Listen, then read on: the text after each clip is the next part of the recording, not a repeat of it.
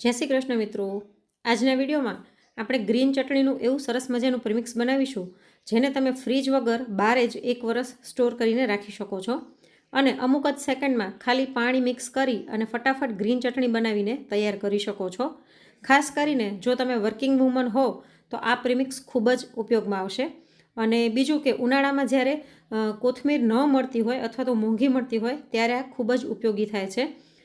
ખાસ કરીને અહીં કચ્છમાં તો કોથમીર ઉનાળામાં મળતી જ નથી હોતી, તો ત્યારે આ ખૂબ જ કામ આવે એવું છે। તો ચલો વિડીયોની શરૂઆત કરી દઈએ। અહીં મેં એક જોડી કોથમીરને આવી રીતે કૂણી દાંડલી સહિત લઈ લીધી છે અને કોથમીરને પાણી નીચે ધોઈ અને થોડીક વખત આવી રીતના ડીશમાં પોળી કરીને પંખા નીચે રાખી દીધી હતી। આપણે ખાલી પાંદડા નથી લેવાના, કૂણી દાંડલી પણ લઈ લઈશું કેમ કે દાંડલીમાં ખૂબ જ સારા પ્રમાણમાં ફ્લેવર અને સુગંધ હોય છે અને એકદમ સરસ કૂણી કોથમીર છે। તો આને આપણે ધોઈ અને આવી રીતના પોળી કરી લીધી છે અને હવે આપણે આને સુધારી લઈશું। અહીં કચ્છમાં ખાસ કરીને ઉનાળામાં તો કોથમીર જોવા જ નથી મળતી। ગમે એટલી મોંઘી આપણે એમ હોય તો પણ લઈ લઈએ થોડીક, પણ મળતી જ નથી હોતી। તો ખાસ કરીને તમે એવી જગ્યાએ રહેતા હોય જ્યાં કોથમીર મળવી મુશ્કેલ હોય છે તો એવી વખતે આ ચટણીનું પ્રીમિક્સ ખૂબ જ કામ આવે છે કેમ કે ગ્રીન ચટણી આપણે ઘણી બધી ચાટમાં વાપરતા જ હોઈએ છીએ અને ખાસ કરીને ઉનાળામાં ઠંડા દહીંવાળી ઘણી બધી ચાટની રેસીપી આપણે બનાવતા જ હોઈએ છીએ। તો તે વખતે ગ્રીન ચટણી આવી રીતના સરળતાથી બની જાય તો ખૂબ જ કામમાં આવે છે।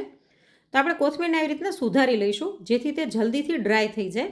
તો આને આપણે પંખા નીચે રાખી દઈએ અને ત્યાં સુધી આપણે બીજી સામગ્રી જોઈ લઈએ। અહીં મેં 8 થી 10 તીખા મરચાં, અડધી વાટકી ફુદીનાના પાન અને મોટા 2 આદુના ટુકડા લઈ લીધા છે। ફુદીનાના પાનને મેં ડાળીમાંથી અલગ કરી અને ધોઈને લઈ લીધા છે સૂકવીને, તેને આપણે આવી રીતના પોળા કરી દઈશું અને મરચાંને આપણે ટુકડામાં સુધારી લઈએ જેથી તે પણ જલ્દીથી સુકાઈ જાય। તમારે પ્રીમિક્સ કેટલા પ્રમાણમાં બનાવવું છે તેના ઉપર મરચાં કેટલા લેવા તે ડિપેન્ડ કરે છે। સાથે જ તમારે તીખાશ વધારે જોઈતી હોય તો તમે એકદમ તીખા મરચાં પણ લઈ શકો છો અને મરચાં તમે તમારી ચોઈસ પ્રમાણે વધારે ઓછા પણ કરી શકો છો। તો મરચાંને આવી રીતના આપણે ટુકડામાં સુધારીને લઈશું જેથી તે જલ્દીથી ડ્રાય થઈ જાય। ઝીણા ઝીણા ટુકડા હોય તો સુકાતા વાર નહીં લાગે, બહુ મોટા હશે તો સુકાતા વાર લાગશે। અને મરચાં અને આદુ બે વસ્તુને આપણે તડકામાં રાખવાની છે કેમ કે પંખા નીચેને સુકાતા ઘણા વધારે દિવસો લાગશે। અને આદુને પણ આપણે આવી રીતના પાતળી ગોળ ગોળ સ્લાઇસમાં સુધારી લઈશું અને રેસા વગરનું હોય તેવું આદું લેવાનું। તમે આદુને ખમણીને પણ લઈ શકો છો, પણ ખમણવાથી ઘણી વખત રસો નીકળી જતો હોય છે, એટલે આવી રીતના પાતળી સ્લાઇસમાં સુધારી લઈશું અને પોળું કરીને રાખીશું જેથી જલ્દીથી સુકાઈ જાય। અને આદુ અને મરચાંને હું અલગ ડીશમાં લઈ અને એને તડકે મૂકી દઈશ અને ઉપર આપણે આછો રૂમાલ અથવા તો કપડું ઢાંકીને રાખીશું જેથી તે કાળા ન પડી જાય અને જલ્દીથી ડ્રાય થઈ જાય।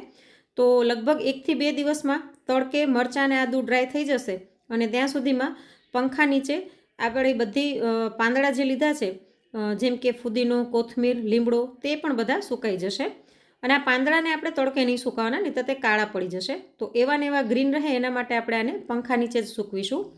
તો અહીં મેં 8 થી 10 મીઠા લીમડાની ડાળી લઈ લીધી છે, એના પાન લેવાથી ચટણીમાં ફ્લેવર ખૂબ જ સરસ આવે છે। તો આ બધાને આપણે સૂકવી દઈએ। તો જો 3 દિવસ થઈ ગયા છે, 3 દિવસ મેં આ બધે જ પાંદડા હતા ગ્રીન એને પંખા નીચે સૂકવ્યા હતા અને એકદમ સરસ સુકાઈ ગયા છે। કોથમીર, લીમડો, ફુદીનો બધું જ સુકાઈ ગયું છે અને આદુ અને મરચાંને મેં તડકે રાખી દીધા હતા ઢાંકીને, એટલે એ પણ એકદમ સરસ ડ્રાય થઈ ગયા છે।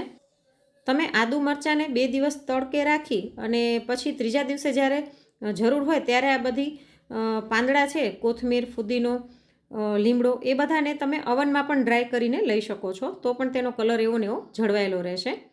હવે આપણે એક મિક્સર જાર લઈ લઈએ અને તેમાં આ સુકવણી કરેલા પાંદડા, આદુ અને મરચાં બધું જ એડ કરી દઈશું। સાથે ચટણીને થોડીક થિકનેસ આપવા માટે અહીં મેં અડધી વાટકી જેટલી દાળિયાની દાળ લઈ લીધી છે, એને પણ મેં થોડીક તવા ઉપર શેકી લીધી હતી।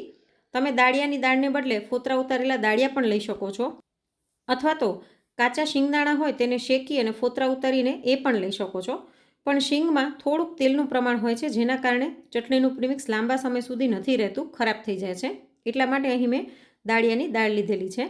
હવે આની અંદર અડધી ચમચી જેટલું મીઠું અને અડધીથી પોણી ચમચી સંચળ નાખી દઈએ।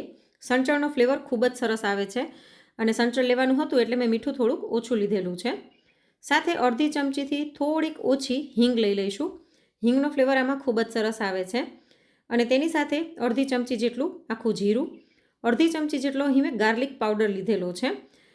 લસણને હું સુકવણી કરીને પાવડર બનાવીને એવી રીતના રાખતી હોઉં છું. તમે રેડીમેડ ગાર્લિક પાવડર પણ લઈ શકો છો, અથવા તો તમારે લસણ ન નાખવું હોય તો સ્કીપ કરી શકો છો. અથવા તો આપણે જ્યારે આ બધું સુકવણી કરી ત્યારે જ લસણની કળીઓને પણ ટુકડામાં સુધારી અને તડકે સૂકવીને સાથે પીસવામાં નાખી શકો છો. તો આની સાથે આપણે હવે ગળપણ માટે 2 ચમચી જેટલી ખાંડ લઈ લઈશું. તમારે જો ચટણી સ્વીટ ન કરવી હોય તો તમે ખાંડ સ્કીપ કરી શકો છો અથવા તો ઓછી પણ નાખી શકો છો. અને સાથે જ ખટાશ દેવા માટે થઈને 1 ચમચી જેટલો આમચૂર પાવડર નાખી દઈશું. અને હવે આ બધાને આપણે ગ્રાઇન્ડ કરી લઈએ. આમાં ધ્યાન એક જ રાખવાનું છે કે આમાં ભીનો હાથ કે ભીની ચમચી ન અડવી જોઈએ. તો જો આ બધું જ સરસ ગ્રાઇન્ડ થઈ ગયું છે અને એકદમ સરસ આપણો ડ્રાય પાવડર બનીને તૈયાર થઈ ગયો છે. તો આને આપણે એક બાઉલમાં કાઢી લઈએ.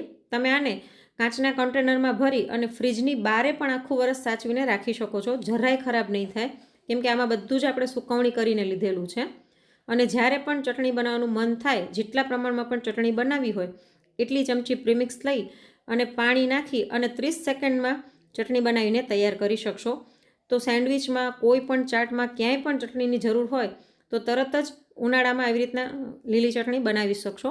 અને ખાસ કરીને તમે વર્કિંગ વુમન હો, નોકરી કરીને સાંજે થાકીને આવ્યા હોય અને ચટણી બનાવવાનો કંટાળો આવતો હોય તો આ પ્રીમિક્સ પડેલું હોય તો તમે ઇન્સ્ટન્ટ અમુક સેકન્ડમાં ચટણી બનાવીને તૈયાર કરી શકશો. તો આ ખૂબ જ અનુકૂળ રહે છે અને ખાસ કરીને ઉનાળામાં કોથમીર ન મળતી હોય ત્યારે તો ખૂબ જ ઉપયોગમાં આવે છે.